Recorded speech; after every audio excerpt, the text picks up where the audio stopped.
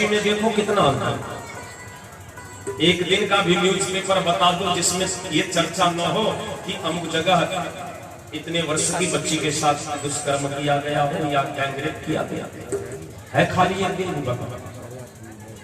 जबकि शास्त्र कहते हैं कि जितनी कन्या कुमारी है वो महासरस्वती है, विवाहिता स्त्री महालक्ष्मी है, और हमारी विधवा जो माताएं हैं वो महाकाली है। अब विचार करो, आपके घर में जो माँ बहन है वो माँ बहन है, और दूसरे की लड़की, दूसरे की बहन है। क्या क्या देखा आपने? 6 साल की बच्ची के साथ, 5 साल की बच्ची के साथ, 8 साल की बच्ची के साथ। क्या आपकी आत्मा को अंदर से झकझोरती नहीं? जहां भारत का एक पक्ष जानकी की सुरक्षा के लिए अपना पंख कटवा देता है और आप वहां तमाशा बन के देखते रहते हो, फिर कहते हो मानव है। क्या कभी आपने अपने हृदय से पूछा, अपने दिल से पूछा कि मैं मानव कहलाने का अधिकारी हूं भी? क्या ईश्वर ने यही सोचकर तुम्हें भेजा?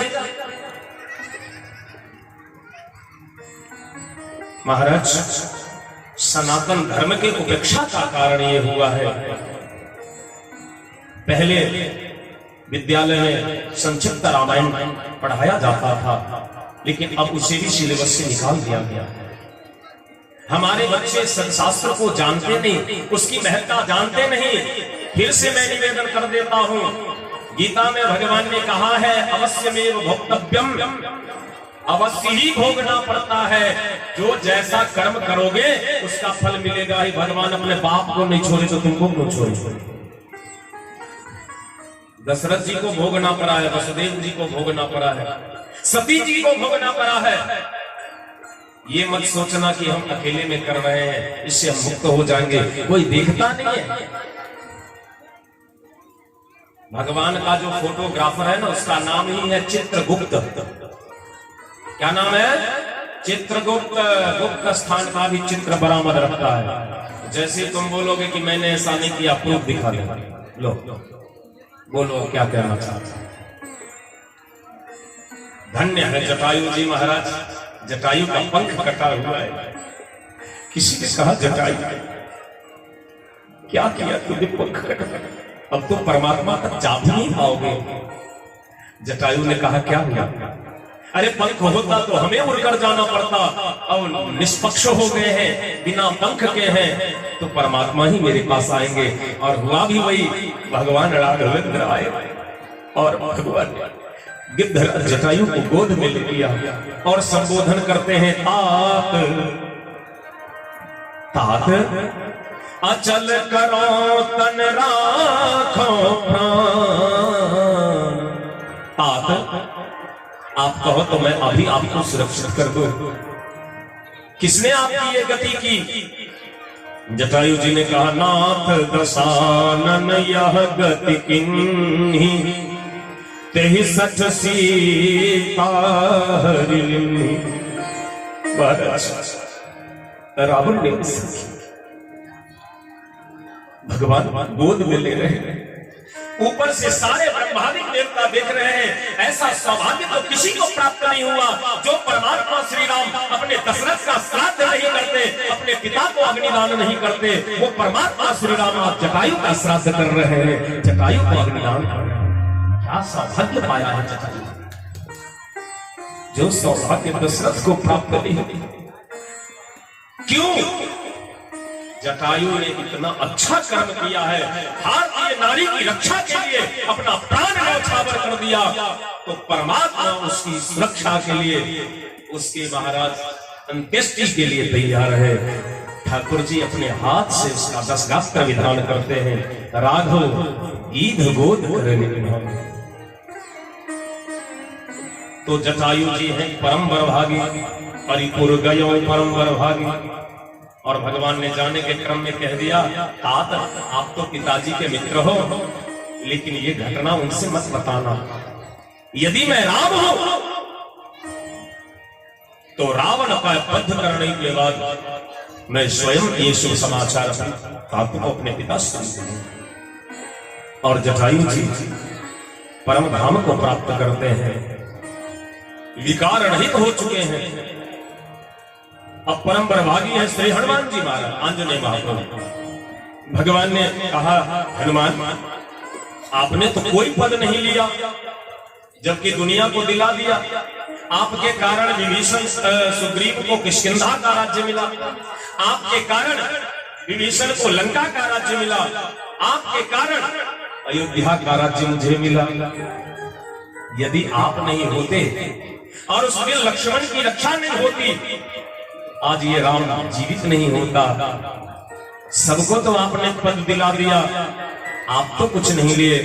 हनुमान जी बोले, प्रभु मुझे तो आपका चरण कमल चाहिए, आपका श्रीपद चाहिए, मुझे और कुछ नहीं चाहिए। और आपके दोनों चरण मुझे प्राप्त हो गए हैं, और क्या चाहिए मुझे प्रभु। श्री हनुमान जी परम बड़भागी हैं और ऐसे कृत्य किए महाराज, जिसके कारण भगवान हनुमान जी के ऋणी हो गए। आइए उनकी पावन चरित्र को सुने। उससे पहले मैंने निवेदन किया था कि अभिमान को दूर करो। एक भक्त हुए जो अभिमान मांग रहे हैं। अस अभिमान जाई जनि मोरे,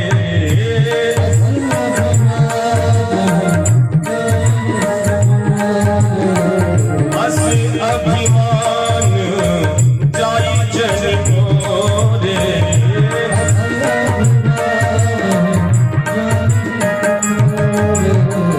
मैं से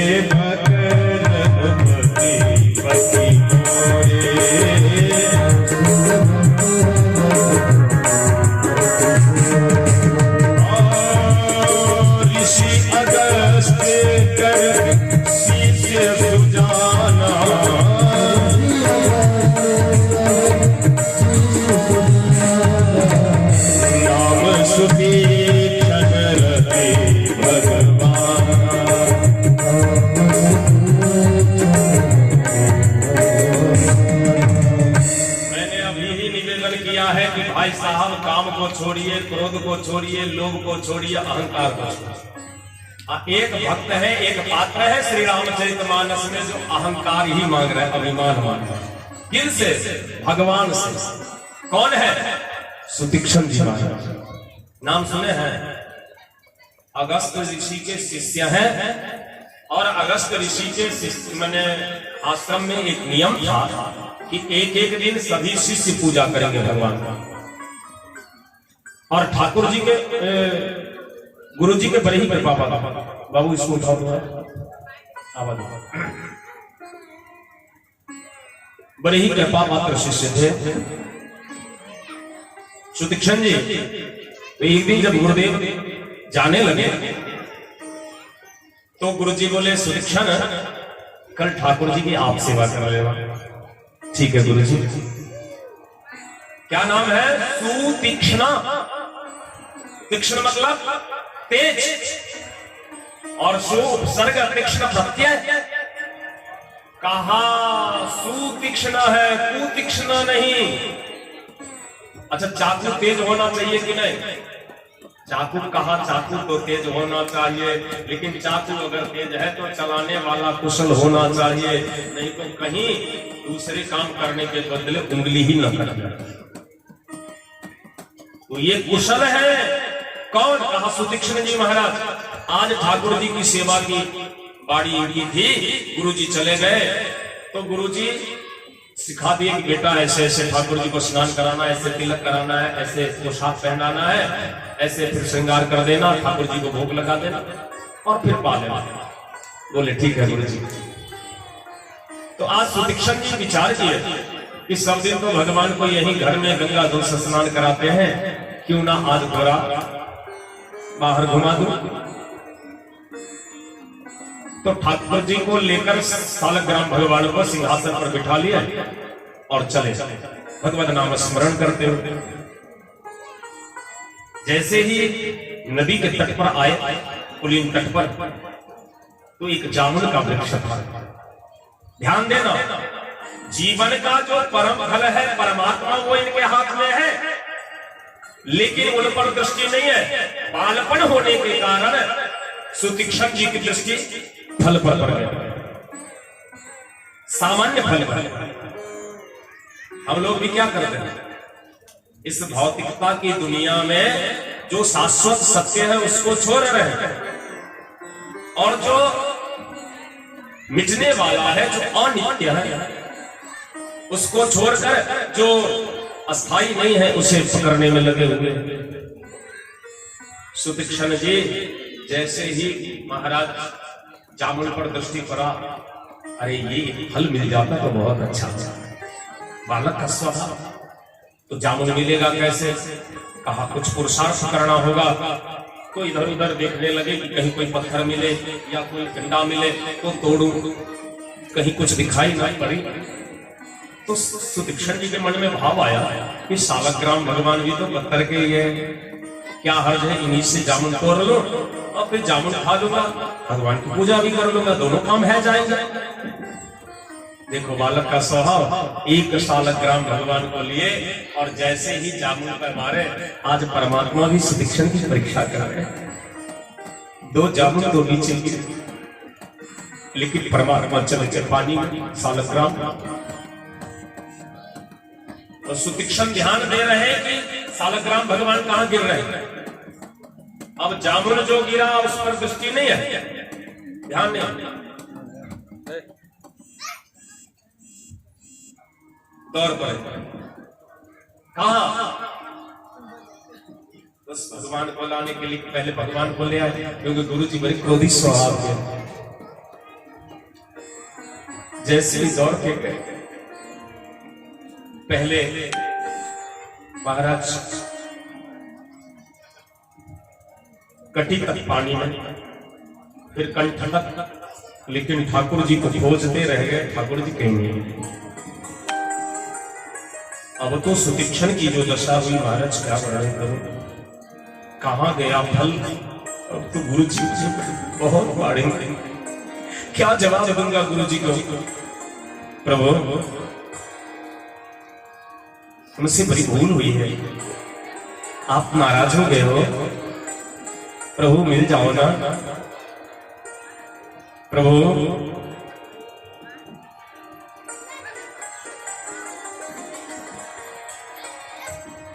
दर्शन दो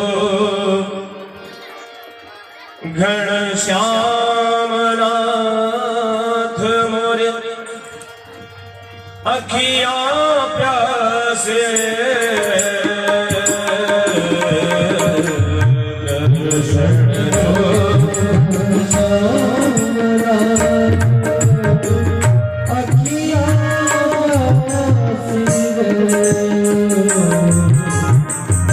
दर्शन दो घन श्याम नाथ मोरे, अखियां प्यासी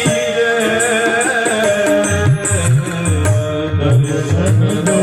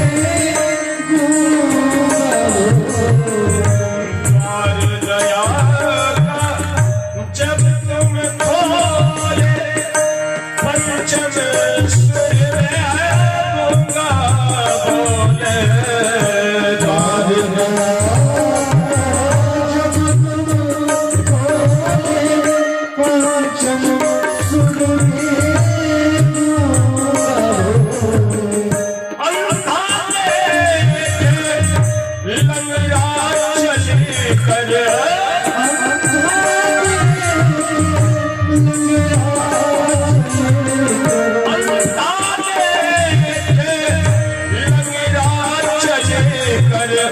पहुँचे काशी दर्शन दो घनश्याम नाथ मोरी अखियाँ प्यासी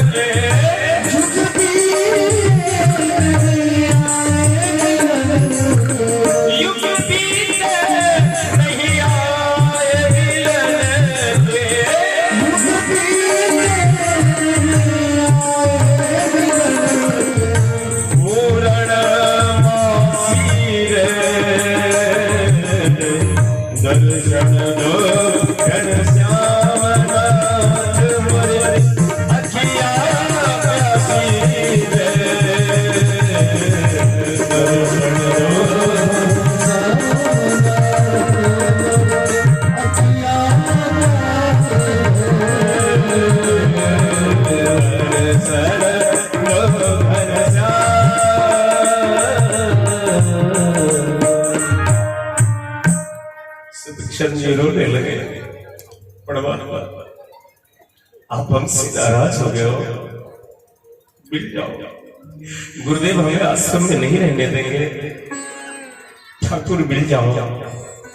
लेकिन देखो, परमात्मा जितने कोमल है उतने कठोर भी। बाबा कली पावन अवतार संत प्रवर कवि कुल चूड़ामणि कवि कुल शेखर गोस्वामी श्री तुलसीदास जी महाराज श्री रामचरितमानस में वर्णन करते हैं महाराज। परमात्मा कोमल कितने हैं, कहा पुष्प से भी अधिक कोमल है। कठोर कितना है, बोले कठोर वज्र से भी ज्यादा। आज मानो परमात्मा ने कुछ देर के लिए कठोरता का रूप धारण कर लिया और कोमलता के भंडार को सील कर दिया, बंद कर दिया। सुदीक्षण जी ने तत्क्षण प्रतिज्ञा कर लिया, व्रत ले लिया कि अगर आप मेरी परीक्षा ले रहे हो तो ठीक है भगवान, मैं भी व्रत लेता हूं। जब तक आप मिलोगे नहीं तब तक मैं अन्न और जल ग्रहण नहीं करूंगा। लेकिन अब गुरु जी से तो बचना है, कोई उपाय तो करना होगा। सुदीक्षण जी सोचने लगे, एक काम करते हैं, कुछ देर के लिए गुरु जी से बचने के लिए एक उपाय है। क्या?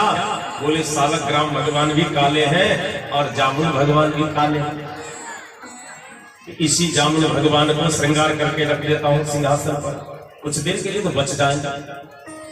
सालिग्राम भगवान के जगह पर जामुन भगवान को स्नान करा लिए। हरे ओम सहस्रशीर्षः पुरुषः सहस्राक्षः सहस्रपाता सभूमिगुं सर्वतस्कृत्वा ततिष्ठत् सांगुलं पुरुष एवेदगुं सर्वं जतभूतं यच वाप्यं न जतो यदन्नेना करोहतिः। भगवान ऋग्वेद के पुरुष से भगवान का स्नान कराने के बाद ठाकुर जी को तेल लगाए, इत्र लगाए और श्रृंगार कर दिया, तिलक कर दिया। ठाकुर जी को सिंहासन पर बिठाकर श्रृंगार कर दिए, आरती कर दिए, भोग लगा जामुन भगवान। अब ठाकुर जी को भोग लगाने के बाद अन्य शिष्यों ने कहा सुदीक्षण भैया चलो प्रसाद पाने के लिए। बोले भैया मेरे पेट में दर्द हो रहा, आप लोग भोजन करो, मैं नहीं करूंगा। सारे बालक किए, लगा कि हो सकता है तबीयत इनकी ठीक नहीं होगी। सारे लोग भोजन किए, सुदीक्षण ने नहीं किए। सुदीक्षण की तो एक ही प्रतिज्ञा, जब तक नहीं मिलोगे सरकार, जब तक दर्शन नहीं दोगे तब तक मैं नहीं अन्न जल कुछ भी नहीं ग्रहण करूंगा। ठाकुर जी कृपा, अब रात्रि में भी भोजन भोग लगाए। भैया चलो चलो भोजन कर लो। सुदीक्षण जी बोला ना मेरी तबीयत ठीक नहीं, आप लोग खाओ। रात में भी भोजन नहीं किए। कल हो करके गुरु जी स्वयं आ गए और गुरु जी अपने पूजा के लिए बैठे। तो आज जैसे ही गुरु जी भगवान को स्नान कराने के बाद जैसे ही गमछी पर तौलिया पर सालग्राम भगवान को लिए पोछने के लिए, तो और जितने सालग्राम भगवान थे वहां तक तो ठीक रहा। जैसे जामुन भगवान की बारी आई कि इनके तो शरीर के छिलके उतरने लगे। गुरु जी आवाज लगाए सुदीक्षण। आजकल का शिष्य होता तो क्या करता, समझ जाता कि गुरु जी इसीलिए बुला रहे तो नो तो क्या। लेकिन सुदीक्षण जी तो सुदीक्षण है। जी गुरु जी आपने हमें बुलाया? हाँ बेटा, कल आपने ठाकुर जी की सेवा करी? जी गुरु जी। भगवान फेंक करके फेंक लायो? कैसे गुरु जी? देख तो भगवान के चमड़े उड़ रहे हैं। सुदीक्षण जी का बहाना देना।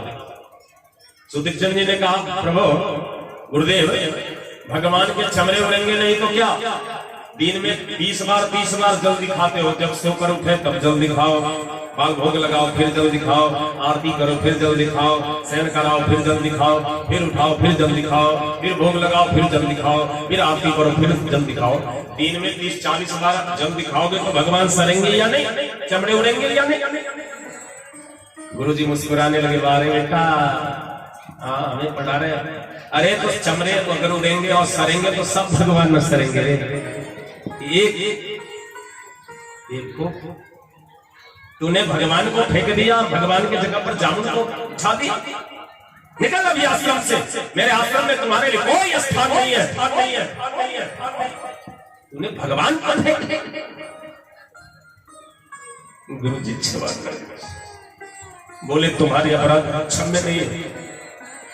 तो सुदीक्षण जी ने तो पहले व्रत लिया था कि भगवान आप जब तक नहीं मिलोगे तब तक मैं अन्न जल नहीं ग्रहण करूंगा। लेकिन आज जैसे ही गुरु जी फटकार लगाए, आज दूसरी प्रतिज्ञा सुदीक्षण ने किया, गुरु जी मैंने आपके निर्गुण निराकार परमात्मा को यानी सालिग्राम भगवान को फेंका है, तो मैं आज प्रतिज्ञा करता हूं यदि सगुण साकार ब्रह्म को लेकर आपके आश्रम में नहीं आया तो फिर आपको मुंह दिखाने के लिए नहीं आऊंगा।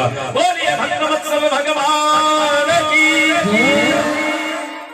और आज सुदीक्षण जी समाधिस्थ हो गए। महाराज भगवान श्री सीताराम जी लक्ष्मण सहित जब वन को जा रहे हैं तो भगवान ने लक्ष्मण को कहा, लक्ष्मण एक भक्त मेरा इंतजार कर रहा है, चलो उसे जाकर के दर्शन कर लेते हैं। लक्ष्मण जी बोले, प्रभु आपका भक्त है तो वो आएगा ना आपसे मिलने के लिए, आप जाओगे? भगवान बोले, देखो दो उपाय होता है। रोगी अगर आने लायक होता है तो डॉक्टर साहब के पास आता है, लेकिन जब आने लायक नहीं रहता है तो डॉक्टर साहब को ही बुला लिया जाता है। तो ये जो भक्त है ना, आने लायक नहीं है, उन्हें जाकर ही दर्शन देना होगा। चलो ना लक्ष्मण, भगवान पैरवी कर रहे हैं। विचार कीजिए कितने सौभाग्यशाली होंगे वो भक्त जिनके पास जाने के लिए परमात्मा पैरवी कर रहे हैं। लक्ष्मण जी बोले प्रभु जब आपकी इच्छा है तो चलिए। आगे आगे राम जी, बीच में जानकी मैया, पीछे पीछे लखनलाल जी, तीनों जने जब आए सुतीक्षण जी आंख बंद करके भगवान का भजन कर रहे हैं। श्री राम जय